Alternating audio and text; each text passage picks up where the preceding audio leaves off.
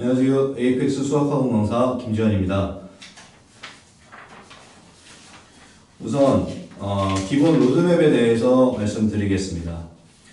기본 로드맵은 고1 1학기 때 수학상을 진행하고요. 2학기 때는 수학하를 진행을 합니다.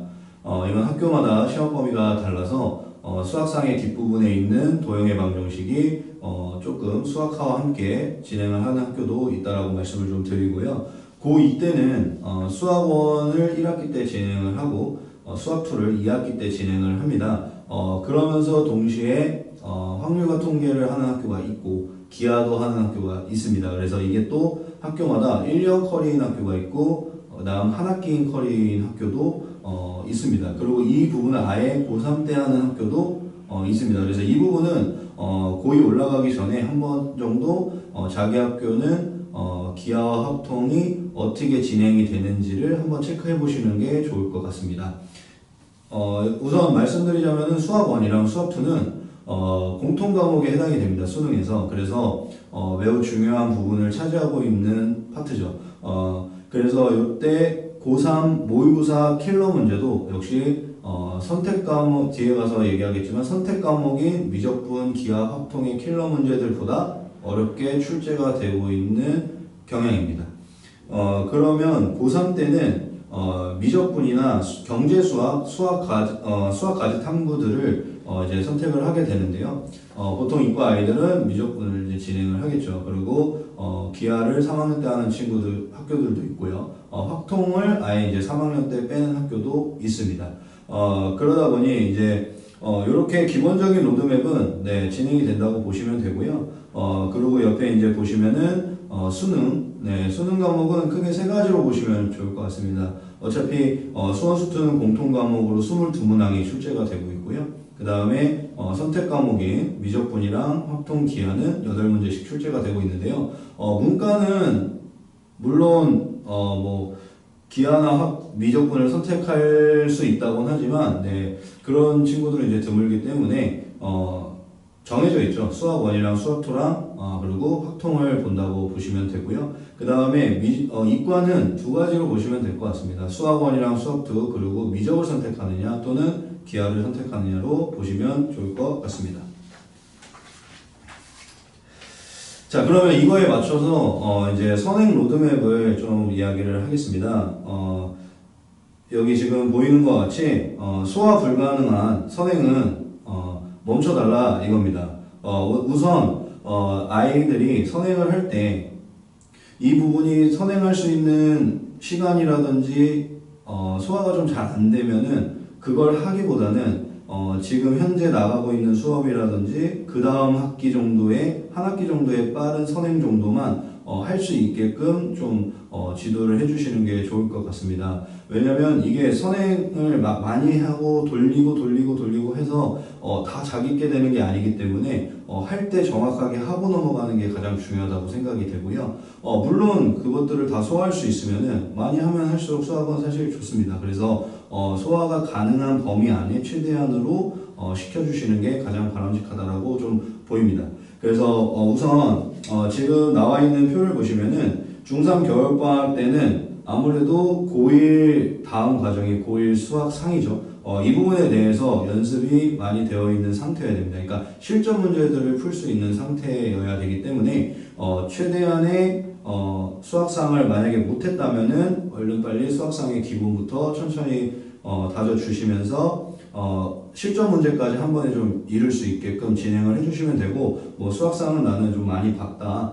그러면 수학상 실전 문제들을 계속 하시면서 수학하에 대한 기본 개념이라든지 수학하도 많이 했으면 더 나아가 수학1까지 그렇게 좀 진행을 해주시면 좋을 것 같고요. 만약에 여기까지도 다 했으면 수학2 기본도 하시면 좋습니다. 근데 언제나 아이들에게 선행은 다 했다라기보다 한 번 정도 봤다. 그러니까 나는 이걸 훑어봤다. 이렇게만 되지 그거에 대한 자세한 개념들은 그때 또 공부를 안 하면 또 많이 까먹습니다. 그래서 이 공통 과목까지 해당되는 수학 1, 2까지는요 최대한 많이 반복시켜 주시고 특히 이제 어려운 문제들보다는 기본적인 것들을 안 까먹게끔 해주시는 게 매우 중요하다라고 말씀을 좀 드리고 싶습니다. 그래서 이제 자기 상황에 맞춰서 만약에 이제 당장 수학상이 안 돼 있으면 수학상부터 빨리 하셔야 되는 거고, 그 다음에 자기 수학상에 대한 반복적인 학습이 됐고, 뭐 실전 문제도 많이 풀어봤으면은 네, 그 다음 2학년 거인 수학하랑, 아니 1학년 거인 수학하랑, 그 다음에 2학년 올라가서 배우는 수학 1이랑 수학 2에 대해서도 네, 진행을 좀 시켜주시면 좋을 것 같습니다. 그리고 고1 여름방학 되면 이제 고1 들어가시면은 당장 내신에 준비하느라고 선행을 방학 때 빼는 거 말고는 이제 사실 크게 방법이 없습니다. 그래서 고1 때 최대 여름방학 때 짧지만 최대한 그 다음 학기 거를 실전적인 수학하의 실전을 좀 다룰 줄 아셔야 되고, 그 다음에 선행으로는 이제 그 다음 수학 1, 2 그러니까 2학년 때 배울 수학 1, 2를 좀 하셔야 되는데, 요때 수학 1을 한 번 정도는 봐주시는 걸 좀 추천을 드립니다. 왜냐면 수학 1이 막상 올라가면은 2학년 때 아이들이 그 푸는 데 있어서 어려움을 좀 많이 느낍니다. 이게 이제 계산도 복잡한 것도 많이 나오고 뭐 개념적으로 좀 이해하는데 어려운 부분도 있기 때문에 여기서부터는 최대한 많은 문제들을 좀 반복적으로 열심히 해주시는 게 좋을 것 같습니다. 그래서 수학원을 좀 많이 1학년 때 짧지만 그 여름방학 짧지만 그래도 수학원이라든지 수학원을 좀 했으면 수학2라든지 네, 그래서 이때는 수학원과 수학2를 최대한 많이 해주시는 게 네, 좋아 보이고요. 그 다음에 고1 겨울방학 때 올라갈 때는 이제 고2 되기 바로 전이지 않습니까? 그래서 수학원에 대한 실전은 완벽하게 좀 해둔 상태가 되는 게 베스트고, 그 다음 더 나아가 수투도 되면은 더 좋습니다. 만약에 수투가 안 된 친구들 수투를 꼭 하셔야 되고요. 그리고 여기에 더 나가서 자기는 확통이랑 기하가 학교에서 나간다. 그러면은 확통과 기하까지 마저 한 번 정도 기본적으로 한번 돌려놓으시고 내신 들어가서 이제 학기 중에 다시 한번 좀 모의고사라든지 더 어려운 문제들을 좀 풀 수 있으면 좋을 것 같습니다. 특히 이제 기하는 절대평가고요. 확통은 상대평가다 보니까 학교 내신이 기하에 비해서 확통이 좀 어렵게 나옵니다. 그래서 확통은 좀 깊게 공부를 좀 더 하셔야 되고요. 기하에 비하면 네, 확통의 시간을 투자를 좀 더 하시는 게 맞다고 보입니다. 그리고 고2 여름방학 때 이때는 당연히 이제 다음 학기 때 배우는 수투를 완벽하게 좀 해주시는 게 좋고요. 이때 수투를 좀 실전 문제들을 많이 품으로써 몸에 익혀두시는 게 가장 좋고, 이때 맞춰서 이과 아이들은 미적분을 좀 꼭 보셔야 됩니다. 만약에 자기가 상황이 뭐 선행이 좀 완벽하게 돼가지고 미리 미적분을 좀 한 친구들이어도 다시 한번 미적분을 꼭 봐두셔야 되는 시기라고 보시면 돼요. 그래서 고2 여름방학 때 미적분이 내용이 많아서 여름에 좀 꽉꽉 채워서 하기가 좀 힘들고 버거운 감이 있긴 있습니다. 하지만 그래도 할 수는 있거든요. 그러니까 요때 미적분을 늦더라도 늦었다면 자기가 미적분 한 번도 안 들었다면 고2 여름방학 때는 꼭 듣고 고3을 올라가시는 게 가장 좋습니다. 그래서 미적분 같은 경우는 사실 이제 고1이나 이때 미리 선행이 좀 된 친구들은 한두 번 보고 또 보시면 좋겠지만 그렇지 못한 학생들이라면 요때만이라도 놓치지 말고 꼭 미적분까지 완벽하게 좀 들어 놓으시고 그 다음 고2 겨울방학부터는 고3 커리큘럼을 좀 따라가시면 좋을 것 같습니다.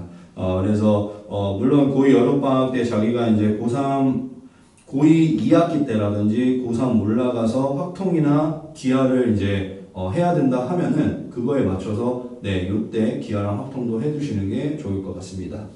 요렇게 일단 선행에 대해서 이제 전체적으로 이제 요때 요거 하면 좋겠다라고 이렇게 말씀을 좀 드리긴 했는데요. 선행은 소화만 가능하면 최대한 시켜주시는 게 가장 좋습니다. 근데 아까 처음 얘기했던 것처럼 소화가 안 되는데 이 아이를 이제 뭐 예를 들어서 뭐 수상을 하고 있는데 수어 수투를 동시에 시켜가지고 수투는 막 숙제를 못 해가거나 좀 버거워진다. 그러면은 요거는 바로 중단을 하시고 수학상과 수원을 나가는데 집중을 하시는 게 맞고요. 아이가 소화할 수 있게끔 어머님이 또는 그 담임 선생님과 좀 이야기를 나누면서 이 부분을 좀 컨트롤을 해주시는 게 바람직하다고 보입니다. 네, 요 부분만 좀 잘 지켜주시면은 이게 선행이 뭐 늦더라도 네, 쫓아가는 데 있어서는 문제되지 않는다고 보입니다. 그래서 최대한 아이들과 이제 아이들 나가는 걸 보고 선생님 아까 말씀드렸던 것처럼 담임 선생님과 함께 좀 이야기를 나눠 보시면서 네, 요 친구는 요게 이제 소화가 가능하면 여기까지 진행하시는 것도 좋은 방법이다라고 말씀을 드리겠습니다. 자, 다음은 이제 기출 분석인데요. 네, 기출 분석은 첫 번째는 세종고입니다. 세종고는 지금 제가 여기 표 보시면은 다항식의 연산과 복소수와 2차 방정식, 그리고 2차 방정식과 2차 함수로 이렇게 크게 세 단원으로 나눠놨는데요. 이 첫 번째 다항식의 연산에서는요, 9문제가 좀 출제됐고, 그 다음 복소수와 2차 방정식에서는 7문제, 그리고 2차 방정식과 2차 함수에서는 네, 7문제가 총 출제가 되었습니다. 그리고 한 장 더 넘겨보시면은, 요 세종고 이제 이 문제 중에 소단원과 난이도를 제가 이제 좀 분류를 좀 해놨는데요. 소단원은 이제 다항식 연산, 뭐 복소수의 뜻과 연산 이렇게 쭉 나와 있는 것처럼 한번 보시면 좋을 것 같고, 난이도는 지금 보시면은 이 세종고가 조금 특이한 게 하하 이렇게 낮은 난이도부터 출발을 하는데 보통 이렇게 난이도가 쉬운 것부터 점차 이렇게 어려워지는 게 보통 학교들의 문제 출제인데요.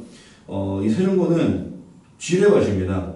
쉽게 얘기하면. 그래서 중간중간에 저는 특으로 분류를 해놨는데 킬러죠. 이런 킬러 문제들이 중간중간에 조금 들어가 있어요. 그래서 만약에 문제를 풀다가 이거 앞에 페이지가 다 쉬운 문제인데 자기가 풀었는데 이게 시간은 다 썼는데 막 못 풀고 답은 안 나오고 이런 경우가 생길 수 있습니다.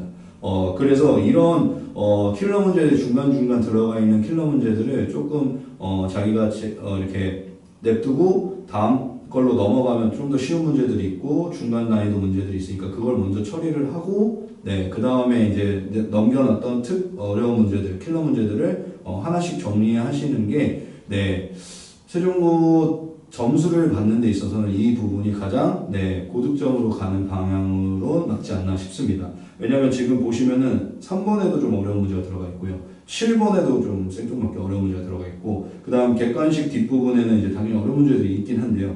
이게 중간중간 막 들어가 있어서 이런 거를 좀 찾아내고 걸러내는 거는 이 세종고는 그 모의고사가 이제 기본적으로 좀 많이 나오는 학교입니다. 그래서 이제 그런 쪽에서 연습을 많이 함으로써 이거는 좀 어려운 문제다라고 이렇게 감각적으로 좀 알 수 있는 정도로 연습이 좀 필요한 학교다라고 말씀을 드리고요.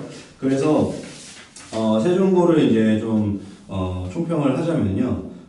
이 학교는 기본적으로 부교재가 모의고사의 문제집 모음이죠. 그래서 모의고사 모음이다 보니까 모의고사에 대한 변형 문제가 좀 많이 출제가 됩니다. 그래서 이제 항상 20문제가 나오고요. 객관식 18문제, 서답형 2문제 스타일로 나오고 있다고 보시면 되고, 아까 말씀드렸듯이 대비는 전략을 좀 짤 때는요, 내신 대비를 할 때는 쉬운 3점, 모의고사 쉬운 3점이랑 모의고사 어려운 3점이랑 그다음에 쉬운 4점을 좀 완벽하게 소화를 해야 됩니다. 그러니까 막 보면은 바로 이건 이거 이렇게 막 풀 수 있게끔. 근데 그거를 완벽하게 좀 정리를 다 해주신 다음에 그러고 나서 중킬러라든지 킬러 문제들을 정말로 많이 반복적으로 풀어보셔야 됩니다. 거의 외우다시피. 그래서 이게 또 모의고사 모음 문제집이다 보니까 문제량도 엄청 많고 준비해야 될 것도 많아서 생각보다 시간이 많이 걸립니다. 그래서 물론 선행이 잘 된 친구들, 그런 뭐 상위권 친구들은 뭐 이렇게 부담감을 많이 갖고 하는 시험은 아니지만 중위권이나 하위권 친구들한테는 이게 시간적으로 부담이 엄청 많이 됩니다. 그래서 미리미리 좀 준비를 많이 하셔야 되는 학교 중에 하나고요. 특히 모의고사 변형을 좀 많이 하기 때문에 그 모의고사 킬러 아까 말씀드렸듯이 킬러라든지 중킬러 문제들을 좀 뽑아가지고 그거에 대한 오답들을 좀 정확하게 하는 연습이 매우 중요한 학교 중에 하나입니다. 네, 그래서 이제 시험장에 들어갔을 때는 아까도 말했듯이 이 지뢰밭을 피해가지고 빨리 먼저 시간 안에 좀 최대한 빠르게 시간 안에 정확하게 좀 풀어내시고 그 다음에 어려운 문제들 남겨놓은 거를 하나하나 이제 정리해 나가는 게 네, 고득점으로 갈 수 있는 전략이지 않을까 싶습니다. 네, 다음으로는 네, 서울고입니다. 그래서 서울고는 마찬가지로 분류 방법은 똑같습니다. 다항식 연산에서 이제 총 12문제가 나왔고요. 그 다음에 복소수와 2차 방정식의 5문제, 2차 방정식과 2차 함수도 5문제가 출제됐습니다. 보면 이제 다항식 연산 쪽에 좀 문제량이 많다라고 보시면 되고요. 이쪽에 이제 그 부분이 들어가는데 나머지 정리라든지 항등식 이런 부분이 들어간다고 보시면 됩니다. 인수분해랑. 네, 그리고 뒤에 하나 더 보시면은 여기도 마찬가지로 난이도별로 좀 정리를 해놨는데요.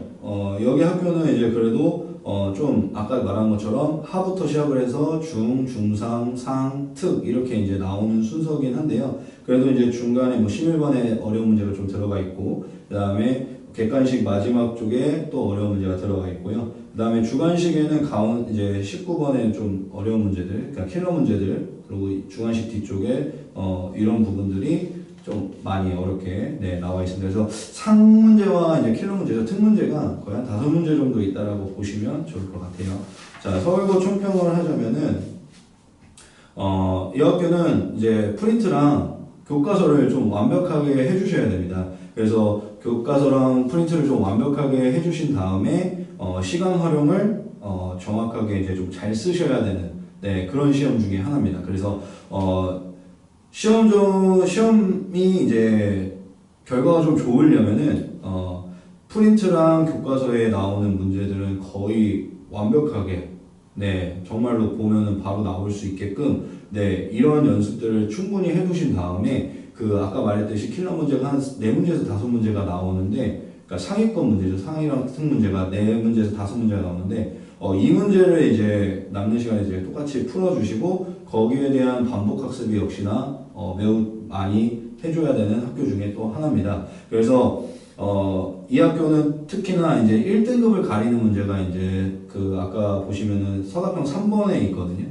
그래서 그 서답형 3번 문제인데 요거 같은 경우는 18년도 모의고사의 변형입니다. 그래서 이때 그 문제가 복잡한 도형 문제가 나와가지고 거기 안에 이제 뭐 직각삼각형을 좀 찾느냐 못 찾느냐 그러면 찾았으면 넘어갈 수 있고 못 찾으면은 시간은 시간대로 걸리지만 답이 잘 안 나오는 그런 문제 중에 하나였다고 보시면 되고요.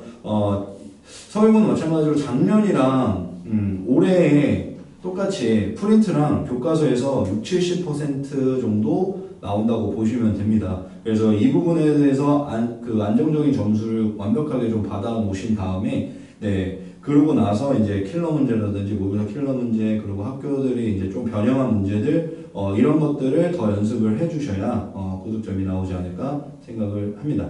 그리고 여기는 이제 난이도가 높은 문제들, 그러니까 상 문제들, 특 문제들은 다 모의고사 쪽에서 내고 있는 경향입니다. 그래서 뭐 18년도 모의고사 6월 모의고사 나왔고요. 20년도 6월 모의고사에서 문제가 또 변형돼서 나왔기 때문에 모의고사의 킬러 문제들도 역시 반복하는 이런 시간이 충분히 필요하다고 보입니다. 자, 그리고 서울고는 문항수가 22문항입니다. 그래서 시간이 어떻게 보면 부족했을 수도 있다라고 보이고요. 또 뭐 시간이 부족하기 때문에 아까 말했던 학교 프린트라든지 교과서는 정말 완벽하게 하셔야 시간을 효율적으로 쓸 수 있는 그런 시험이었다라고 보시면 좋을 것 같습니다. 작년에 비해서는 조금 난이도가 쉬운 편이에요. 그래서 서술형이나 이쪽 부분에 채점할 때 아마 되게 까다롭게 하셨을 가능성이 높은 학교 중에 하나입니다.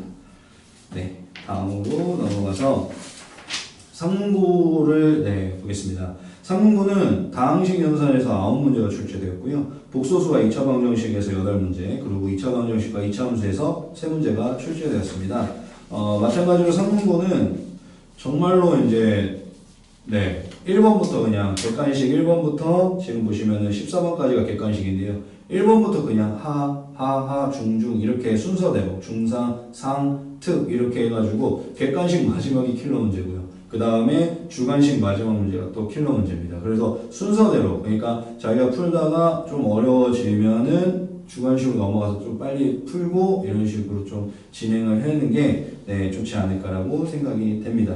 자, 보시면은 상문고는 원래는 서술형 비중이 되게 높았던 학교예요. 근데 이제 그 전보다는 이제 선다형 문항과 그리고 단답형으로 출제가 좀 바뀌었습니다. 그래서 이 출제가 바뀜으로써 그러면 서술형이 줄었으니까 시간이 좀 그래도 남겠네라고 생각할 수 있는데 그거를 이제 합답형 문제, 그러니까 우리가 말하는 기억 니은 디귿 문제 있죠. 그 기억 니은 디귿 문제로 출제를 바꿈으로써 서술형이 없더라도 시간이 조금 많이 걸리는 문제라고 보시면 되고요.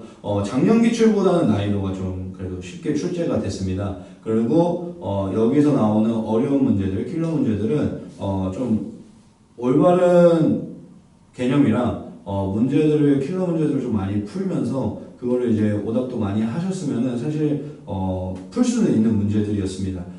근데 이제 아까 말했듯이 시간이 부족해서 다급한 마음에 다루다 보니까 못 푼 친구들도 있을 것 같고요. 전체적으로 시험은 상위권이랑 최상위권 아이들은 역시나 쉬웠을 시험인데 중위권이나 중상위권 아이들에게는 조금 다소 애매한, 그러니까 좀 어려운, 이렇게 느꼈을 법한 시험이라고 보시면 좋을 것 같습니다. 그래서 오히려 고득점을 받기 위해서는 중위권, 중상위권 문제까지는 좀 완벽하게 좀 연습을 평상시에 해두시고 그 다음에 시험 때 와서는 특히 킬러 문제들을 좀 더 다루는 것들을 좀 해주시면 되는데 만약에 그렇게 이제 준비가 안 된 상태에서 좀 이 상문고 시험을 봐야 된다 그러면 오히려 하 문제부터 중상 문제까지 집중적으로 하셔서 특 문제들, 킬러 문제들은 조금 살짝 버리는 경향으로 가시는 게 오히려 점수를 높게 받는 부분 중에 하나로 전략으로 볼 수가 있을 것 같습니다. 그 다음 마지막으로 반포고인데요. 반포고 기출분석은 지금 보시면 다항식 연산에서 10문제고요. 복소수와 2차 방정식 9문제, 그리고 2차 방정식과 2차 함수가 3문제 정도가 나왔습니다. 그래서 뒤에 넘겨보시면은 난이도는 여기는 특이한 게 보시면요. 반포고는요. 다른 학교들은 한 문제가 그래도 좀 있습니다. 그러니까 일단은 한 6문제? 이 정도는 있어요. 근데 반포고는 한 문제가 2문제밖에 없어요. 그러니까 흔히 보면 풀리는 문제가 2문제밖에 없습니다. 그래서 바로 중, 중상 막 이렇게 난이도가 조금 위쪽으로 가 있는 문항들이 매우 많이 출제가 됐어요. 그리고 특히 킬러 문제도 좀 많이 나왔고요. 근데 이 킬러 부분도 계산이 좀 어려운 문제들이 좀 많이 나왔습니다. 뒤에 가서 이제 총평을 얘기하면서 다시 한번 좀 말씀을 드릴게요. 자, 보시면은, 이거 같은 경우는, 작년보다는, 어렵게 출제가 됐습니다. 반포고 같은 경우는. 그래서, 이게 문항수가 또 22문항에 50분이기 때문에요. 문항수도 적은 편이 아니에요. 그러다 보니까, 문제는 아까 말씀드렸듯이 한 문제가 2개밖에 없고, 나머지 중상 문제들이 많습니다. 그러다 보니까 아이들한테는 정말로 시간이 부족했을 법한, 그리고 정말 시간 안에 풀기가 좀 힘들 법한 문제들도 시험이 나왔다라고 보시면 되고요. 반포고 기존 이제 원래 내던 방법대로 계산이 좀 복잡하게 많이 나왔고요. 심화 문제들을 변형들을 좀 많이 했습니다. 그래서 이 부분에 대한 연습이 없으면은 점수가 많이 안 좋게 나올 가능성이 높을 것 같아요. 그래서 평소에 내신에서 변형하는 문제들이라든지 그다음 내신 기출 특이한 이렇게 자체 제작되는 문제들도 여기는 많이 내기 때문에 자체 제작 문제나 모의고사 변형 문제들 이런 것들을 좀 많이 다뤄보고 다른 학교에서 이런 문제들도 많이 변형한 것들이 있으면은 좀 그런 것들도 많이 풀어보는 게 오히려 도움이 되는 학교 중에 하나이지 않나 싶습니다. 그래서 평상시에 시간 안에 테스트를 보고 그거에 대한 오답도 좀 성실하게 해주시면서 중위권, 상위권 문제들을 좀 시간 안에 빠르게 푸는 그런 연습들이 좀 많이 필요한 학교 중에 하나라고 보시면 좋을 것 같습니다. 자, 그리고 이제 마지막으로 이제 저희 이제 고1 예비 고1 정규반 시간표를 좀 얘기를 하면서 여기에 대해서 좀 이야기를 하고 마무리를 지을 건데요. 과정은 고1 수상, 수화, 심화반입니다. 그리고 시간은요, 수요일 날 5시 45분부터 10시, 토요일은 9시부터 1시 15분입니다. 그리고 개강 날짜는 11월 16일 수요일이고요. 수업 특징으로는요, 이번 겨울에, 그러니까 예비 고1 올라가기 전에요, 수학상과 수학하를 나가는데요. 먼저 수학상을 전부 한 번을 다 봅니다. 그러고 나서 수학상 한 번 다 보고 나면은 수학하를 나가면서 수학상의 중간고사 범위를 같이 나갑니다. 그래서 수학상에 이게 수학상을 다 나가고 수학화를 다 나간 다음에 중간고사 대비 수학상을 딱 해보면은 아이들이 또 많이 까먹고 잃어버린 상태예요. 그래서 저희가 이제 수학상을 다 한 번 다 나가고 그다음 수학화를 나갈 때 고1 수학 중간고사 있죠. 그래서 중간고사 범위만 추려서 거기에 대한 복습을 다시 한번 진행을 하려고 합니다. 그래서 요거는 이제 제가 보고 만약에 수학상을 좀 잘 돼 있다라고 하면은 수학화에 좀 힘을 더 줘서 수학화가 도형 쪽에 있으니까 거기에 또 시간을 좀 투자하면서 요거는 제가 좀 효율적으로 좀 쓰려고 하려고 하고요.